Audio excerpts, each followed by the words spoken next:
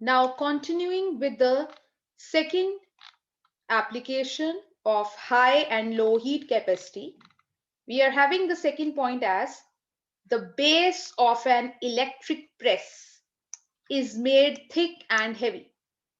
The press which is used to iron your clothes, the base of such electric press is made thick and heavy.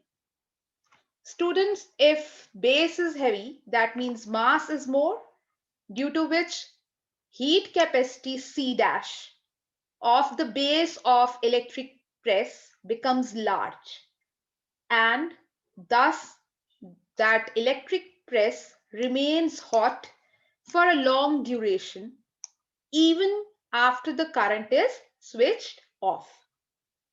If you have ironed the cloths and you have switched off the plug, it is recommended not to touch the iron for a certain time period because the iron is still hot and you can get some burn injuries to you. So students, the third point is regarding our calorimeter only, which was shown in figure 11.1 in your physics textbook. So students, the vessel used for measurement of heat, the name of the vessel is calorimeter. So calorimeter is made of a thin sheet of copper. It is always made with thin sheet of copper. We have already discussed that calorimeter was actually made up of copper, and the reason we have already discussed earlier today only, that it is made up of copper since copper is a good conductor of heat and it has low heat capacity. But right now we are studying that the uh, calorimeter is made up of copper, no doubt, but it is made up of thin sheet of copper. Now, the specific heat capacity of copper is low. For water, it is high, but for copper, the value of C, specific heat capacity, is low. And if the vessel is thin, then what will happen to C dash? C dash is C multiplied by M. Now, C is already less. If you are making it thin, mass is also less. What does it become then? Hence, it can be said that C dash, thermal heat capacity, has become low. So, it takes a very less or even a negligible amount of heat from the contents to attain its temperature.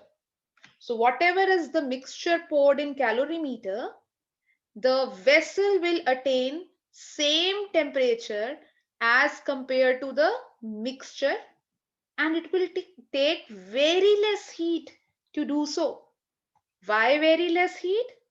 Since copper is having low specific heat capacity and it is made up of thin sheet, so that its heat capacity is also low.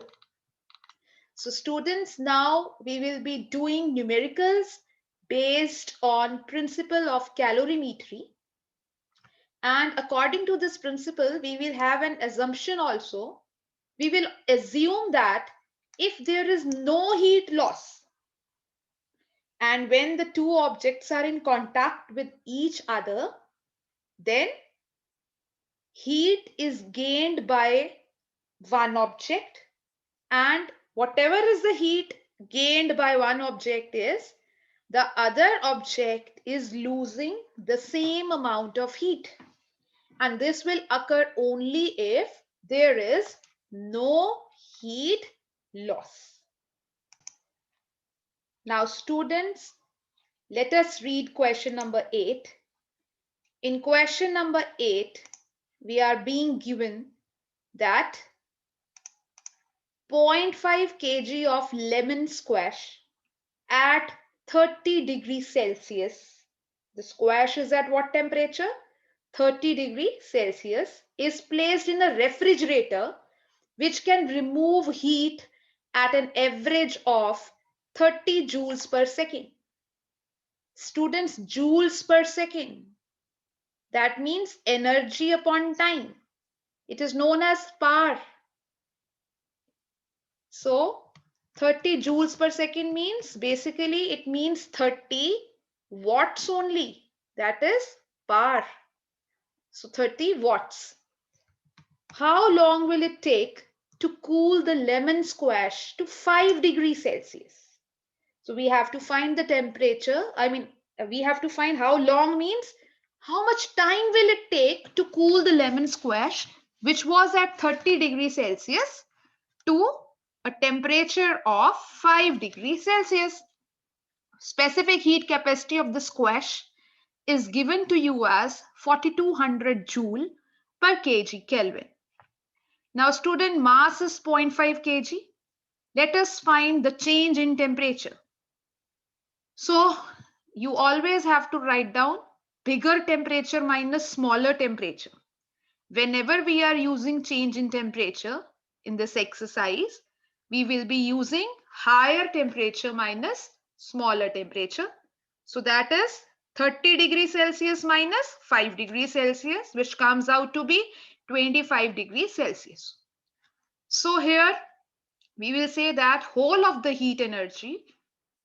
So the heat energy is actually removed by refrigerator, and refrigerator works with electrical energy. So we will be equating heat energy to electrical energy. Further, electrical energy can be written as power multiplied by time, while heat energy is mc delta T. Then students put the value of all the variables here, and if we find time, it becomes 1750 seconds. You can leave the answer in the same unit since the unit of SI is more appropriately used. But since your answer is in minutes and seconds, you can divide the final answer with 60 and you will get the same answer, that is 29 minutes and 10 seconds. So our ninth question is, a mass of 50 gram of a certain metal at 150 degrees Celsius is immersed in 100 gram of water at 11 degrees Celsius. It means that you are having water originally and the temperature of water was 11 degrees Celsius. So the temperature of water is 11 degrees Celsius, and then we were having a metal which was originally at a temperature of 150 degrees Celsius. So this metal is at temperature 150 degrees Celsius.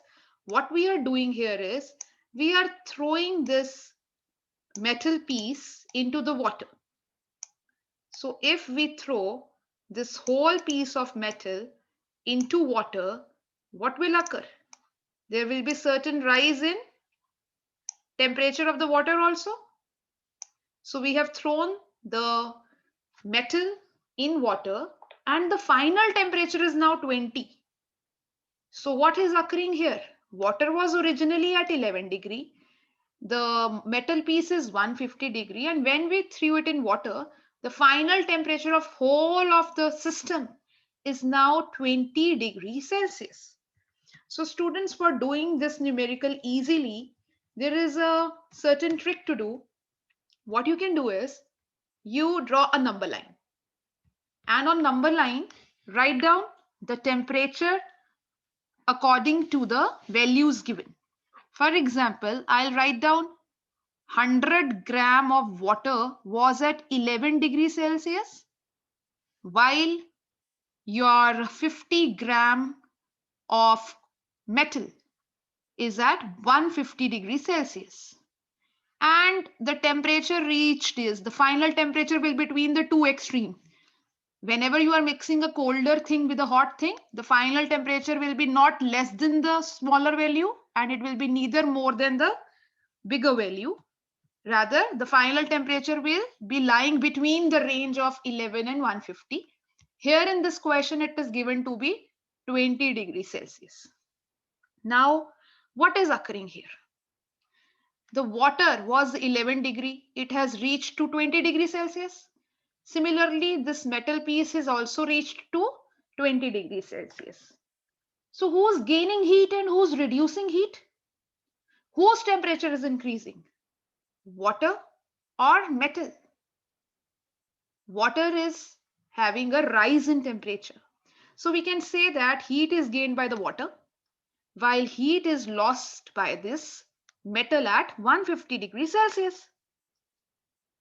So now, according to the principle of calorimetry, this line is important to be written, that according to principle of calorimetry, if there is no heat loss, then heat gained by water is equal to heat lost by the metal. So students, what is the heat gain and heat loss now? So heat gained by water will be mc, change in temperature. Mass is 100 gram, 100 gram. Specific heat of water is 4.2. While the change in temperature, when you are talking about change, we will be taking only the change occurring between initial temperature of water and final temperature of water. So what is the change? Bigger value minus smaller value. How to write down the change? Always write in terms of bigger and smaller. So bigger value is 20 minus 11. Don't look at the metal part when we are talking about water. So students, 100 multiplied by 4.0 multiplied by change in temperature, and change in temperature is here 20 minus 11. That is 9. While if I talk about heat lost by the metal, students, that will be 50 gram mass, specific heat of metal, which is not given, which we have to find, multiply by change in temperature. So change in temperature between 150, metal was at 150 and now it has reached to 20 degrees Celsius. Final temperature is 20 degree. So both the elements has reached up to temperature 20. So in case of water, bigger minus smaller temperature, and similarly in case of metal also, we will write down bigger minus smaller temperature. So that is 150 minus 20. That comes out to be 130. And if you find the answer, calculation is done in the notes given to you. Your answer comes out to be 0.5815 joule per gram degree Celsius. As we have already done in our last week lecture, that rise in temperature is same. That means instead of degree Celsius, you can directly write down Kelvin, since change in temperature in both scales, that is degree Celsius and Kelvin, remains same.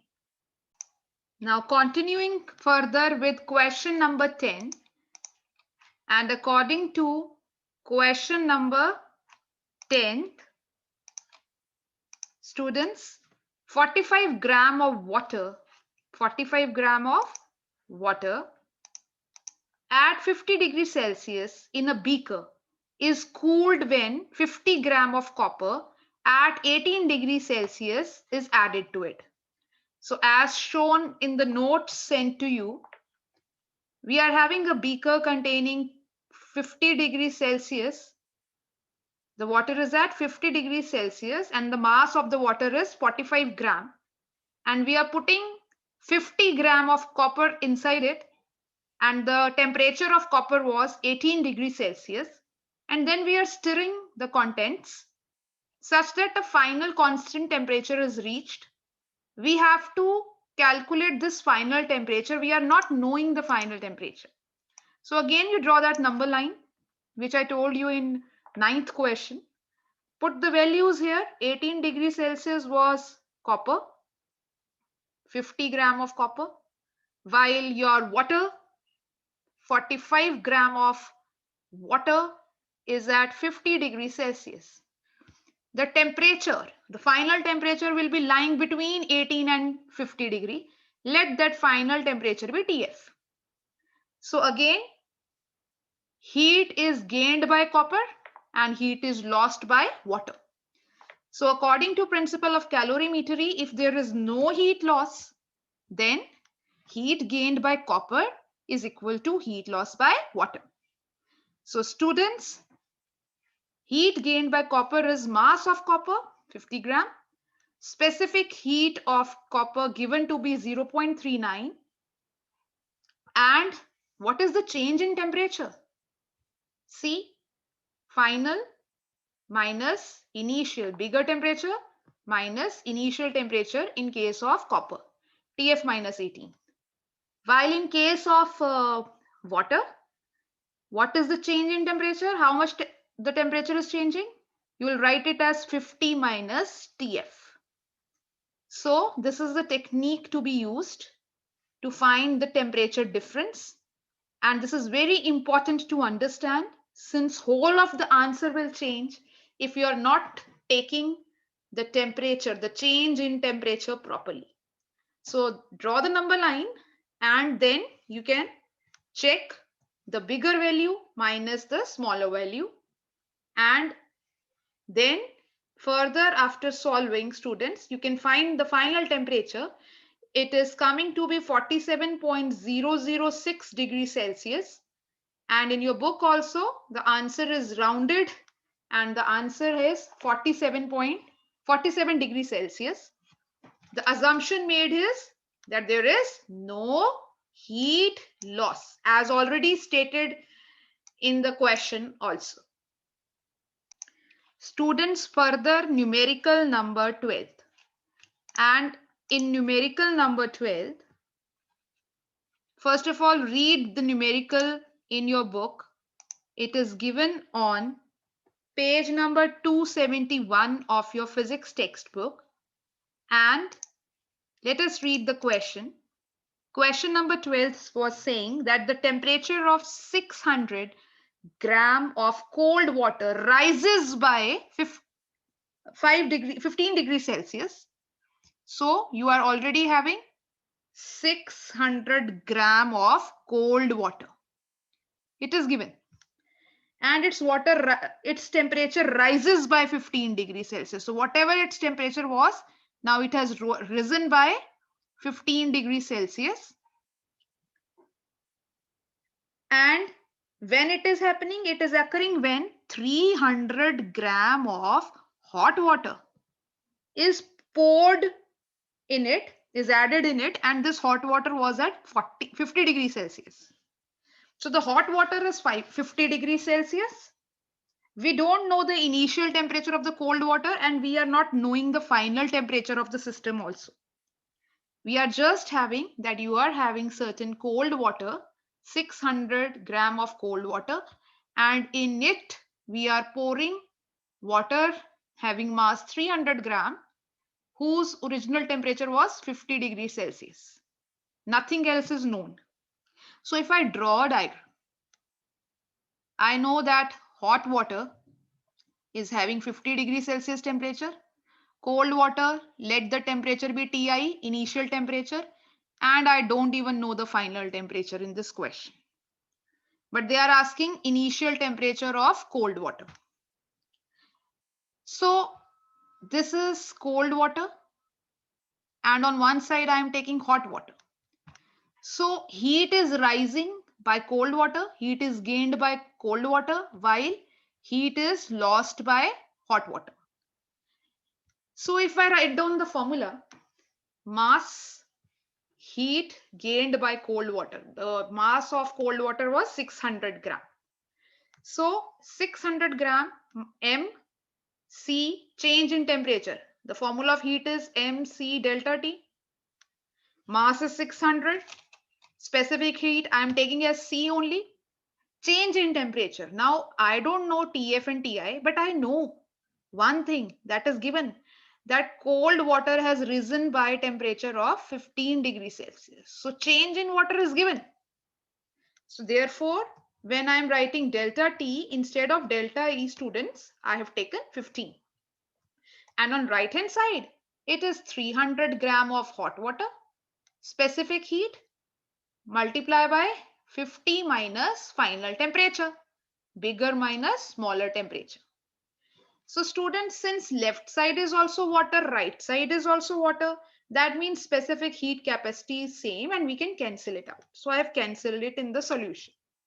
So I'm having 600 into 15 divided by 300 is equal to 50 minus TF. From here, I calculated my final temperature, that is 20 degree Celsius. But we are not asked the final temperature.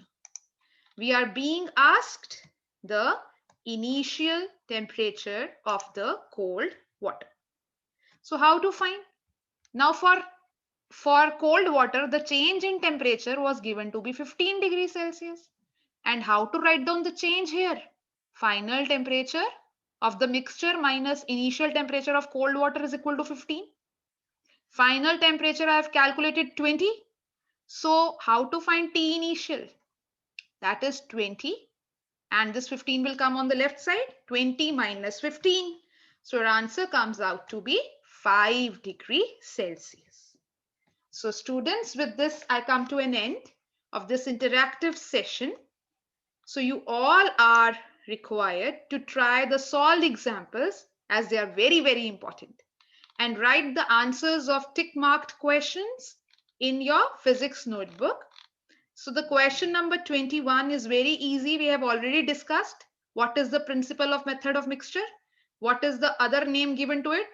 It is principle of calorimetry. And name the law on which this principle is based. What is the name of such law? So the name of the law is to be written, class.